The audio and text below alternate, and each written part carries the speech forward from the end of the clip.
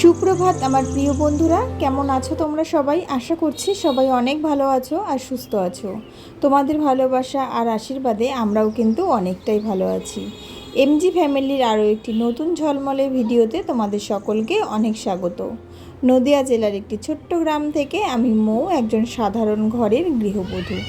আজ শুক্রবার, ঘড়িতে এখন সময় হয়েছে ঠিক সকাল 6:30। এখন থেকেই আমি আমার ভিডিওটা শুরু করছি তোমাদেরকে সাথে নিয়ে। আশা করছি ভিডিওটা তোমাদের অনেক ভালো লাগবে। পুরো ভিডিওটার সাথে থাকার অনুরোধ রইল।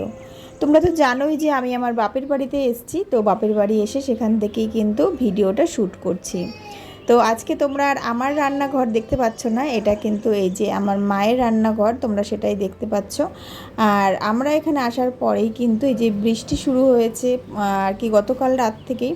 তো আজকে সকালটাও একটু ঠান্ডা ঠান্ডা ওয়েদারই আছে, কেননা গত কয়েকদিন ধরে যা গরম পড়ে গেল, তো আজকের এই মানে বৃষ্টি ভেজা আবহাওয়াটা বেশ ভালোই লাগছে।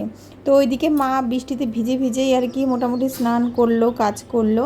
আর যেহেতু সকালবেলায় মা স্নান করে নেয়, তো সেই কারণে এটা মায়ের অভ্যাস, যতই ঝড় হোক বৃষ্টি হোক, তো সকালবেলাতেই কিন্তু সমস্ত কাজটা সেরে নেয়। আর এদিকে মা সব বাসনগুলো আর কি মেজে রেখেছিল, আর সেই বাসনগুলো আমি কিন্তু একটা একটা করে মানে যেখানে যেটা থাকে সেখানে সেটা রেখে দিচ্ছিলাম। আর এদিকে মায়ের সাথে কিন্তু আমিও সকালবেলায় আর কি ঘুম থেকে উঠে পড়েছি।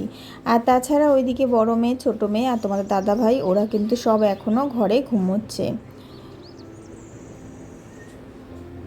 তো এদিকে সমস্ত কিছু আর কি গুছিয়ে রাখার পরে দেখতে দেখো ভালো লাগছে বেশ, কেননা জিনিসপত্র গুছিয়ে রাখলে তো দেখতে ভালোই লাগে। আর তাছাড়া এদিকে আমি কিন্তু এবার একটু চা করে নেব। আর ওদিকে মা যেহেতু কাজ করছে, তো আমি ভাবলাম তোমাদের দাদাভাই উঠে পড়েছে, তো আমি মনে করলাম যে আমি চাটা তৈরি করে দিই।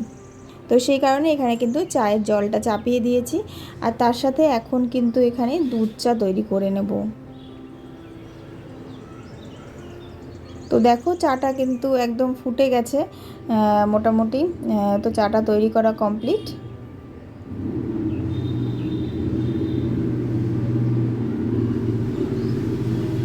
আর তোমরা শুক্রবারের ভিডিওটা অনেকটা লেটে পাচ্ছ, অনেকটাই দেরি হয়ে যাচ্ছে আর কি ভিডিওগুলো তোমাদের কাছে পৌঁছতে। মোটামুটি যখন আর কি তোমরা এই ভিডিওটা পাচ্ছ, তো তখন কিন্তু আমি কিন্তু আমার আর কি শ্বশুরবাড়িতে চলে এসেছি। তো যাই হোক, এদিকে কিন্তু চাটা দিয়ে দিয়েছে ওকে, আর এদিকে বড় মেয়েও উঠে পড়েছে, আর তার সাথে তোমার দাদা ভাইও। আর আমার ছোটো মেয়ে কিন্তু এদিকে ঘুমিয়ে রয়েছে। আর গতকাল রাতে জানি না ওর কি সমস্যা হয়েছিল, তো সেইভাবে কিন্তু ঠিকঠাক ঘুমোয়নি, তো ভোরবেলার থেকে একটু ঘুমোচ্ছে। তারপরে আমিও স্নান করে নিয়েছিলাম, আর এখন কিন্তু ঘড়িতে সময় হয়ে গেছে প্রায় সকাল হচ্ছে 9:30 মতো। তো এদিকে আমি মানে স্নান করে একটু রেডি হয়ে নিয়েছি, তার সাথে ছোটো মেয়ে উঠে পড়েছে, ওকে খাইয়েও দিয়েছিলাম। আর এখন যাব একটু বাজারের দিকে, তো সেই কারণে মায়ের কাছে আর কি ছোটো মেয়েটাকে রেখে যাচ্ছি। আর বাইরে একটু বৃষ্টি পড়ছে, তো সেই কারণে ওকে আর নিয়ে গেলাম না। তো সকাল থেকে যেহেতু বৃষ্টি হয়েছে, ওয়েদারটাও একটু ঠান্ডা ঠান্ডা, আর তাছাড়া এই যে রাস্তাঘাট আর তারপরে বাড়িঘর সমস্তটাই কিন্তু ভিজে রয়েছে। তো এইদিকে আমি আর তোমাদের দাদা ভাই কিন্তু বেরিয়ে পড়েছি আর কি বাজারে যাবার উদ্দেশ্যে। মোটামুটি কয়েকটা জিনিস আনতে হবে, তো সেই কারণেই কিন্তু বেরিয়েছি। তো মাই যেত, তো মাকে বললাম যে তোমার আর যেতে হবে না, আমি আর তোমার জামাই আর কি বাজারটা করে নিয়ে আসি। আর এইদিকে রাস্তাঘাট পুরো ভেজা, আর আমরা কিন্তু এই যে ভ্যানে করেই আর কি চলে এসেছি। আর এখনও সেভাবে দোকানপাট সেভাবে খোলেনি, কেননা যেহেতু বৃষ্টি হয়েছে। আর এদিকে দেখো রাস্তার ওপরেই আর কি কয়েকটা দিদিভাইরা এরকম আম নিয়ে বসেছিল আর কি বিক্রি করার জন্যে। তো দেখে বেশ ভালো লাগলো আমগুলো, তো সেই কারণে কয়েকটা আম প্রথমে কিন্তু আগে কিনে নিলাম। তো প্রায় 1 কিলো মতন আম নিয়েছি। আর যেহেতু বৃষ্টি হয়েছে, তো সেই কারণে না আমের মানে ঝড় হয়েছে, তারপরে আমের দামটা একটু কমিয়েছিল, তো সেই কারণে আমটা নিয়ে নিলাম প্রথমেই। আর তারপরে চলে এসেছিলাম এই যে মাছ বাজারে এসেছি মাছ কেনার জন্যে। তো দেখো চারিদিকে কত মাছ রয়েছে। আর আমরা কিন্তু এই যে কাতলা মাছ নেব, তো সেই কারণে এই যে কাতলা মাছ রয়েছে এখানে, তো এখানে কিন্তু চলে এসেছি। তো দেখতেই পাচ্ছ বিশাল বড় বড় সাইজের একটা মাছ, প্রায় 9-10 কিলো করে ওয়েট হবে একটা মাছের। তো এই যে এইদিকে যেই মাছটা আমরা আর কি চুজ করলাম, তো সেই মাছটা কিন্তু এই যে এই দাদাটা আর কি মাছটা কেটে দিচ্ছে। তো দেখতেই পাচ্ছ মাছটা কত বড়, হিউজ বড় আর কি, হিউজ পরিমাণে বড়। তো এরকম মাছ কিন্তু আমাদের ওদিকে সচরাচর আমরা দেখতে পাই না, কেননা যেহেতু গ্রাম্য এলাকা, তো সেই কারণে না এত বড় মাছ আর কি দেখা যায় না, ওই 4-5 কিলো এরকম আর কি দেখা যায়। আর তাছাড়া এই যে ছোটো মেয়ের জন্য 4-5টা মতন আর কি জিওল মাছ নিয়ে নিলাম। তোমরা তো জানোই যে ও জিওল মাছ দিয়ে ভাত খেতে ভালোবাসে, আর এ কদিন যেহেতু থাকবো 2-3 দিন মতো, তো সেই কারণে ভাবলাম যে কয়েকটা মাছ ওর জন্যে নিয়ে নিই। আমরা খাবো, তার পাশাপাশি ওকে না খাওয়ালেও তো হবে না, তো সেই কারণে কিন্তু নিয়ে নিয়েছি।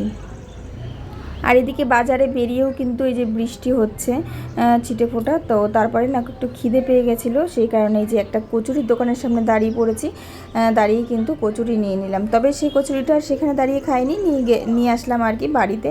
তো বাড়িতে গিয়ে সবাই মিলে খাবো। আর তারপরে এখানে এসছিলাম, মেয়ের একটা পাউডার নেওয়ার ছিল, একটা গুড নাইটের তেল নেওয়ার ছিল, তো সেই কারণে এই যে এই কাকুটার দোকানে চলে এসেছিলাম।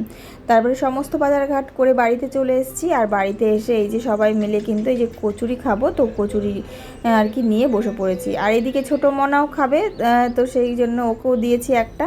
আর দেখো ওর খাওয়ার অবস্থাটা। তো এইভাবেই কিন্তু ও একটু একটু করে সমস্ত জিনিস আর কি খাওয়া শিখছে। আর তারপরে এই যে আমার বড় মেয়ে স্নান করেছে, স্নান করে যে দিদুন বাড়িতে আর কি দিদুনের এই ঠাকুরগুলোকে একটু পুজো দিয়ে নিচ্ছে। আর ও যখনই এখানে আসে না কেন, তো তখনই ও আর কি এখানে এসে যে এইভাবে পুজো করে। তো দেখতেই পাচ্ছ, এই হলো আমার মায়ের ঠাকুর আর ঠাকুর মন্দির। আর সবচেয়ে বড় কথা হচ্ছে আমার মা কিন্তু এখানে ভাড়া বাড়িতে থাকে। তো এই যে বড় বাড়িটা দেখছো, সম্পূর্ণ বাড়িটা কিন্তু আমাদের নয়। তো একটা রুম আর একটা কিচেন আর কি ভাড়া নেওয়া আছে, তো সেই ঘরটাতেই কিন্তু মা থাকে। আর এইদিকে বোনও চলে এসছে, ওকে ফোন করা হয়েছিল, তো এই জন্য এসছে। আর তাছাড়া বোনাই কিন্তু এখনও আসেনি, ও একটু আর কি বেলা হলে এসেছিলো, তো সেটা আর ক্যাপচার করা হয়নি। তো ওইদিকে রান্নাবান্না কমপ্লিট হয়ে গেছে, আর আমি আর বোন এখন কিন্তু আবার একটু বেরোচ্ছি বাজারের দিকে। তো ভিডিওগুলো অনেকটাই ইন্টারেস্টিং হতে চলেছে, তো পরবর্তী ভিডিওর জন্য ওয়েট করো। টাটা।